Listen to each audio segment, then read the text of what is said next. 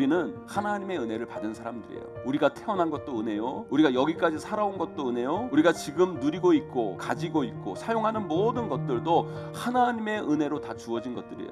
우리의 모든 것이 은혜입니다. 우리 모두가 하나님의 은혜를 받았는데 우리가 그 은혜를 헛되이 받지는 않았는지, 그리고 헛되이 은혜를 받는다는 건 뭔지, 더 나아가서 우리가 그 은혜를 잘 받아서 그 은혜를 잘 누리는 삶을 살아야 되는데 그런 삶은 어떤 삶인지 오늘 말씀을 통해 여러분들과 함께 그 진리를 나누기를 원합니다. 그렇다면 우리가 살면서 하나님의 은혜를 헛되이 한다는 것은 무슨 의미일까요? 무엇일까요? 첫째로요, 인생의 수많은 변수들 중에서 단지 내가 한 하나의 공로만 보고 그 수많은 하나님의 은혜를 잊고 사는 것이 바로 하나님의 은혜를 헛되이 한다는 거예요. 사람들은요, 인생을 살아가면서 항상 이 원인과 결과를 연결시키려고 해요. 그게 세상이, 그리고 사람들이 이 세상을 이해하는 방식이에요. 모든 일에는 원인과 결과가 있다. 그러나 은혜는요, 이 원인과 결과가 연결되지 않는 게 은혜예요. 여러분, 은혜가 뭐예요? 자격 없는 자에게, 아무 이유가 없는데, 아무 조건이 없는데 값없이 주어지는 게 은혜인 거예요. 그러니까 은혜는요, 이 원인과 결과가 들어맞지가 않아요. 그래서 때로는 은혜는 우리를 당황스럽게 만들기도 하고요, 우리의 이해를 넘어서는 놀라움을 만들어내는 것이 은혜인 거예요. 여러분들의 자직, 노력, 선함은 단지 그저 한 가지 이유에 불과한 거예요. 한 가지 이유뿐인 거예요. 그 한 가지 이유를 이유답게 만드는 수천 가지의 은혜가 여러분 삶 가운데 있었기 때문에 그 이유가 이유될 수 있었던 거예요. 여러분, 그 은혜를 볼 줄 알고 그 은혜를 잊지 않고 그 은혜에 감사하는 인생, 그런 인생이 바로 은혜를 제대로 받는 인생으로 사는 겁니다. 여러분,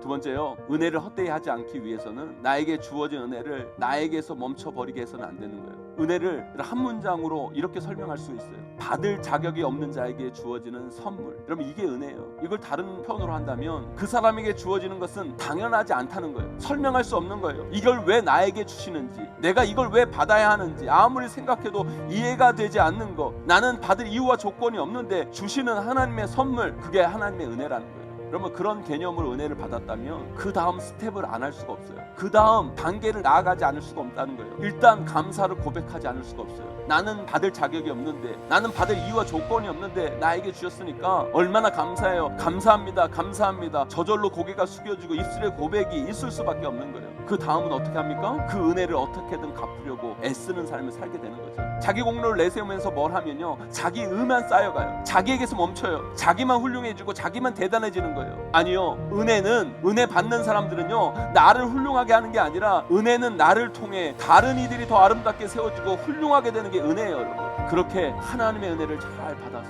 그 은혜로 풍성해지고 그 은혜로 한 영혼을 살리고 그 은혜로 그 공동체를 아름답게 세워가시는 저와 여러분, 우리 모두가 다 되시기를 주님의 이름으로 간절히 축원하고 축복합니다.